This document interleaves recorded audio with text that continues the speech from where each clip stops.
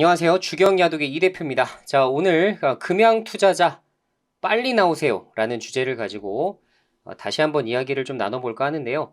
자, 최근에 아시겠지만 제가 금양에 대해서 너무나 부정적인 코멘트들을 많이 하다 보니까 실제 금양 투자자들이 엄청나게 또 악성 댓글을 다는 등 상당히 공격적인 또 이런 부분으로 나오시는 분들이 많으신 것 같습니다.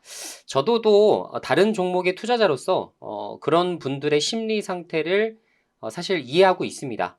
하지만 그럼에도 불구하고 제가 굉장히 공격적인 코멘트들을 이어가고 있는 이유는 사실상 추후에 발생할 수 있는 큼지막한 손실의 기회를 지금부터라도 반드시 리스크 관리에 철저하게 대비해야 된다라고 생각하기 때문입니다. 자, 지금 이제 악성 댓글을 달고 계신 분들은 분명히 추후에 고맙다는 말씀으로 다시 돌아오실 것이라 믿습니다. 자, 금양 종목이 사실 최근에 주가가 상당히 크게 급등을 했었어요. 보시다시피 12월 27일자 날짜로 최고점 기준으로 19% 정도의 이제 주가 상승이 이렇게 동반이 됐었고요. 자, 오늘 이제 2023년도 마지막 거래일인 오늘 28일 5.7%가량이 급락이 나오긴 했습니다만 어쨌든 전일 기준으로 봤을 때는 19% 상승 나온 것이 사실입니다. 자, 그럼 왜 이렇게 금양의 종목이 주가가 급등이 나왔을까를 우리가 한번 추적을 좀 해보면 최근에 발표가 있었어요. 뭐였냐? 미국에서 장외 거래 시장 상장 계획을 발표를 합니다. 즉, 금양이 향후에 미국 시장에서 거래가 잘 되게끔 거기에다가 뭐예요? ADR을 발행하겠다라는 것을 의미를 하겠죠. 자, 이게 뭐냐면 실제로 뭐 신주를 발행해서 뭐 미국에다 상장시키는 개념이 아니고요. 지금 현재 유통되고 있는 주식들이 있을 거 아닙니까? 그러한 주식을 한국예탁결제원에 예탁을 해서 그 물량을 근거로 미국 장외시장에서 거래될 수 있도록 ADR을 발행하는 것입니다. 자, 그럼 이렇게 불편한 것을 왜 할까요? 자, 만약에 외국인 투자자 입장에서 봤을 때 한국 시장에서 주식을 산다라는 것은 사실 굉장히 좀 까다로운 이런 번거로운 사실 일들이 될 수가 있는데, 자, 그런 부분을 해결하기 위해서 직접 미국에서 거래가 되게끔 시스템화를 시켜놓으면 접근하기가 좋겠죠. 그래서 접근성이 용이하다라는 장점이 있을 수가 있습니다. 자, 그런데 재미있게도 사실 이런 ADR을 발행하는 기업들을 보게 되면 포스코홀딩스, SK텔레콤, 네이버 이런 회사들이 하는 거예요. 즉, 우리 스스로는 대기업이라는 것을 모두 다 알고 있는 회사지만 미국이라든가 이 해외 투자자 입장에서 봤을 때 사실 포스코를 모를 수도 있겠죠. 그죠? 네이버라는 회사를 모르는 사람들도 상당히 많을 겁니다. 그런 사람들에게 접근성을 좀 용이하게끔 만들어주는 역할이에요. 자, 근데 금양이라는 종목이 ADR을 발행한다? 그리고 이것을 발행했다라고 해서 이것을 호재로 인식해서 20%나 주가를 급등시킨다? 정말 난센스 중에 난센스입니다. 자, 금양이라는 종목 추후에 보시면 아시겠지만 ADR을 아무리 발행한다 하더라도 거기에 따라서 외국에서 엄청나게 수요가 몰리기 시작해서 주가가 급등하는 사례들은 없을 겁니다.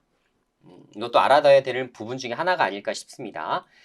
자, 제가 말씀드린 대로 지금 그 어떤 공시로도 이제는 주가를 띄울 수 없는 마의 구간이 다가오기 시작을 하는데요. 제가 말씀드렸지만 2024년도 금양이 1분기 실적 가이던스를 원래는 제출한, 사실 연간 실적이지만 이것을 분기별로 나눠보게 되었을 시 매출액 1,300억에 영업이익 400억 정도를 목표로 잡고 있었죠.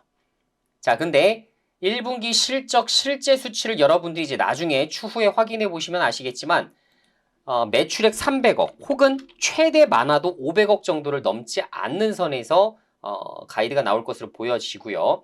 영업적자는 30억 정도를 저는 예상을 하고 있습니다. 그래서 지금 실적 가이던스와는 굉장히 큰 격차를 벌일 수밖에 없기 때문에 이때부터 사람들의 의심은 굉장히 크게 증폭될 수밖에 없을 것이다.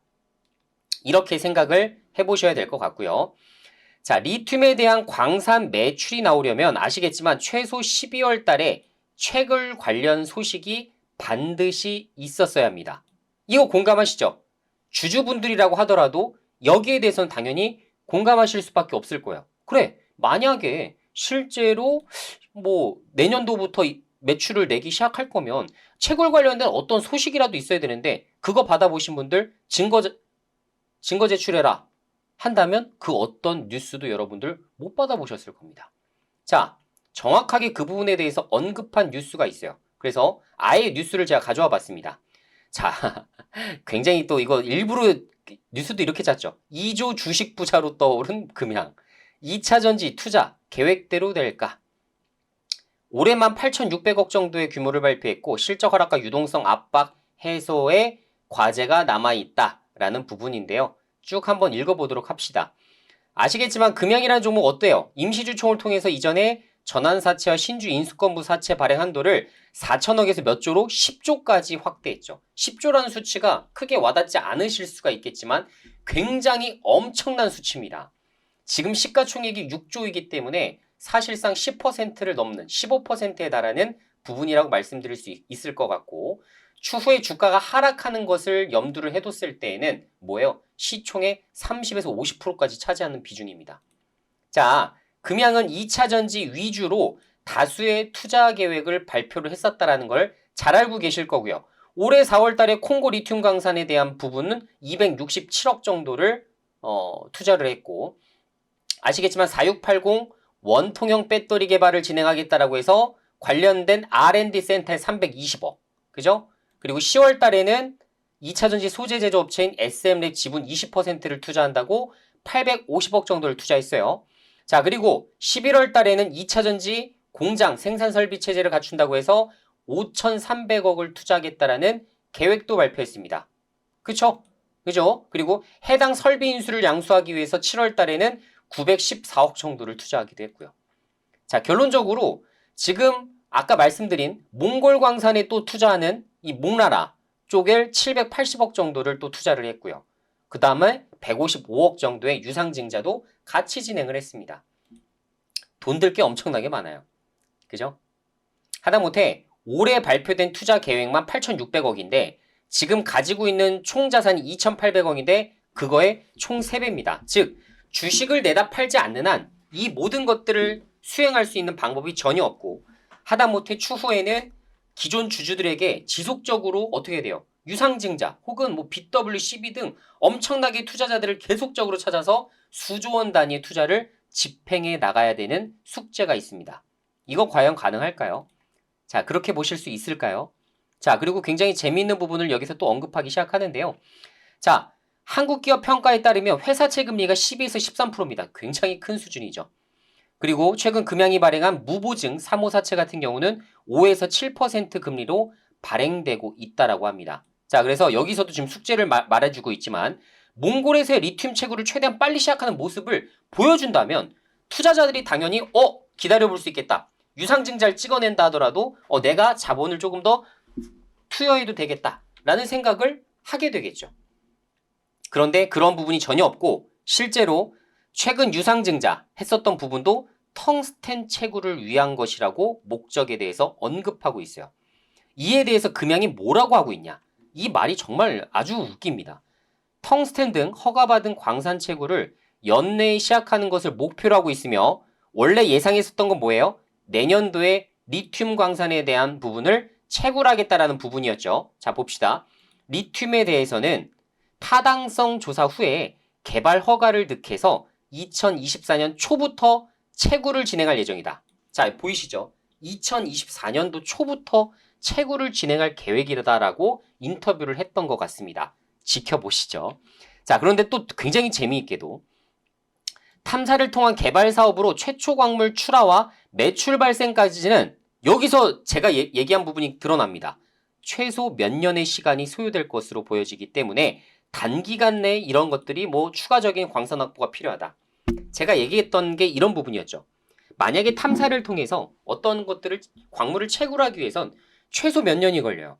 근데 갑자기 2023년도 갑자기 지금 몽골 광산에서 리튬 채광이 이 정도가 예상됩니다. 수십 조가 예상됩니다. 라고 하는 것부터 상당히 의심스러웠는데 그런 것들이 2024년도 실적으로 드러나기 시작할 것이라며 매출액 4천억과 영업이익 1,600억을 제시한 것조차 당연히 의심을 할 수밖에 없는 대목임에도 불구하고 많은 투자자들이 이런 것에 대한 부분들보다는 단기 주가 변동성에만 관심을 가지고서 지켜보다 보니까 현재 시가총액 6조 7천억 정도가 계속적으로 이어지고 있는 상황인 것이죠. 제가 말씀드렸지만 회사는 추후에 자본 조달을 지속적으로 할 예정이고 매년 최소 2, 3천억입니다.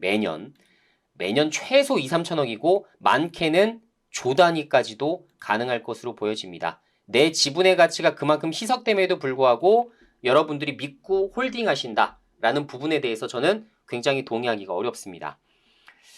자, 그래서 결론적으로는 주가가 급락하기 전까지 주식을 최대한 찍어내는 것이 금양의 목표이기 때문에 최근에 ADR 발행 관련해서도 저는 상당히 의심을 할 수밖에 없는 대목이라고 생각을 하고 있고요. 굳이 금양이라는 정말 들어보지도 못한 기업이 해외에 상장하는 경우가 없어요. 없는데 이러한 것을 ADR로 뭔가 주가를 좀 띄워보고자 부양하고자 하는 이런 부분들이 좀 나온 게 아닌가 저는 이렇게 좀 추정을 하고 있습니다. 안타깝게도 어제 하루만 급등을 하고 주가가 다시 눌림목을 좀 주고 있지만 예전과 같이 이제 주가가 옛날처럼 주가 막 상한가에 육박하는 이런 시세대로는 가지 않고 있다라는 점도 우리가 주목을 해봐야 될 부분이 되겠죠. 자, 그리고 최근에 R&D 투자에 대한 신규 시설 투자 정정 신고가 나타나기 시작합니다. 자, 이 부분도 아예 짚어드릴게요. 자, 보시면 금양이라는 종목을 검색을 하게 되시면 사이사이 신규 시설 투자에 대한 정정 신고가 있는데 이게 뭐냐면 기존에 원래 4680 배터리에 대한 R&D 투자 부분으로 진행을 하고 있었다가 결론적으로 바꿉니다. 4695 배터리에 대한 R&D 센터 건립으로 방향을 바꿔요. 자, 4695 배터리의 정체가 뭘까요? 우리 4680이라는 배터리는 원통형 배터리 많이 들어봤죠. 그리고 누가 씁니까? 테슬라의 사이버 트럭이 4680 배터리를 탑재해서 진행하는 것으로 유명하죠. 자, 만약에 사이버 트럭으로 이것을 납품하기 위해서 뭐 신경을 쓰고 있다라는 부분도 뭔가 이해하기가 어렵다고 볼 수가 있겠고요. 자, 그러면 4695 배터리라는 것이 실제로 존재하나?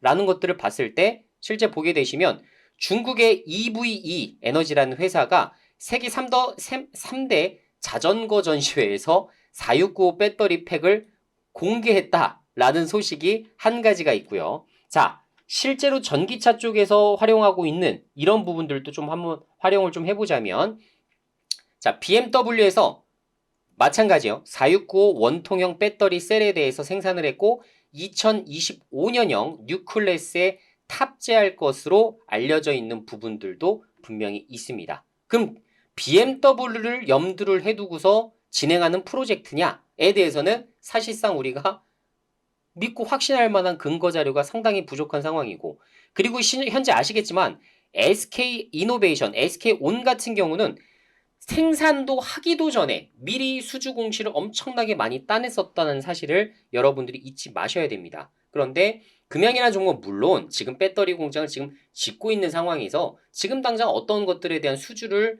나타내기가 어려울 수가 있겠습니다만 실제로 이런 중형 회사, 어떻게 보면 중소형 회사가 이런 배터리 시장에 본격적으로 진출해서 시장 캐파를, 시장 지배율을 가져갈 가능성은 당연히 없을 수밖에 없겠죠. 전 세계 뭐 예를 들어 파나소닉 이런 업체들과 경쟁을 한다?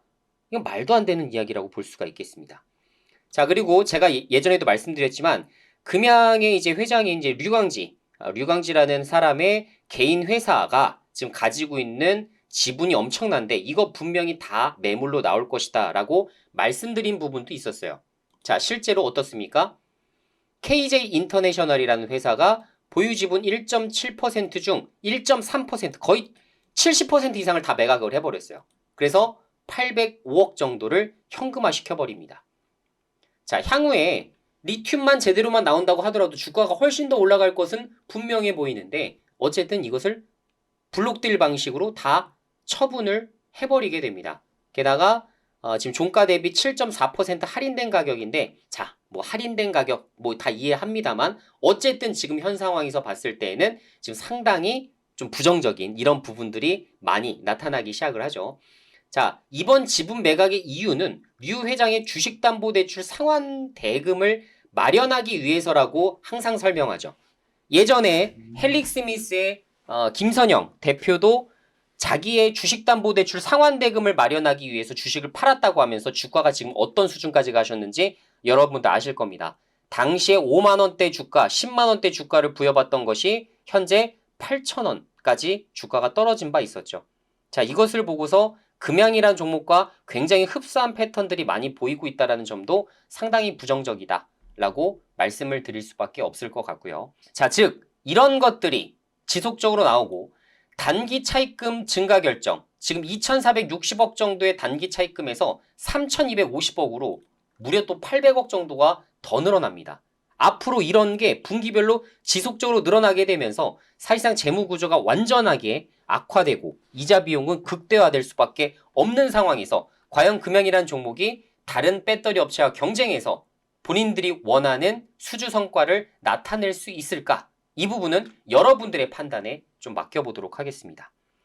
자, 어쨌든 금양 투자자 가급적이면 빠르게 매도하셔서 손실을 최소화할 수 있는 전략들을 잡아 나가시길 바라겠고, 말씀드리지만 트레이딩 관점에서는 접근이 가능하지만 중장기 투자로 접근하는 순간 정말 큰 손실을 입을 수밖에 없다라는 거 여러분들께 다시 한번 강조드리도록 하겠습니다. 자, 이 내용 도움 되셨다면 좋아요, 구독하기 누르셔서 추후에도 위험한 정보 혹은 굉장히 좋은 투자 정보에 대해서도 잘 받아보시기 바라겠습니다.